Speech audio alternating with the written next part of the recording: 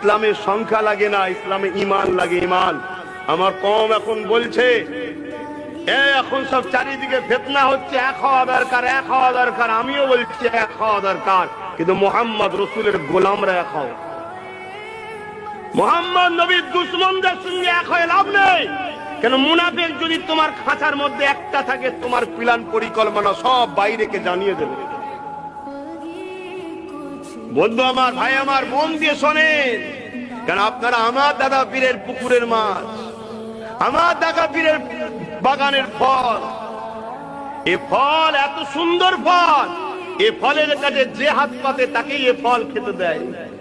অতএব দাদা হুজুর, দাদা হুজুর, দাদা হুজুর, দাদা হুজুর খাবার জন্য সব বেটাই বলছে, কথা বুঝে আসছে। অতএব দেখবেন তার মধ্যে রসুলের প্রেম আছে কিনা।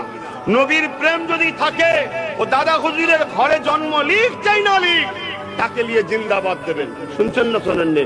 আর নবীর দাদা হুজুরের ঘরে জন্ম নিয়েছে, নবীর প্রেম আদর যদি না থাকে, তাকে জিন্দাবাদ দেবেন না। কেন আমাদের কাছে মূল হলো নবী। যেমন সোনা চেক করতে গেলে কোষ্টি পাথর লাগে, মুমিন আর মুনাফিক চিনতে গেলে নবী লাগে, নবী। নবী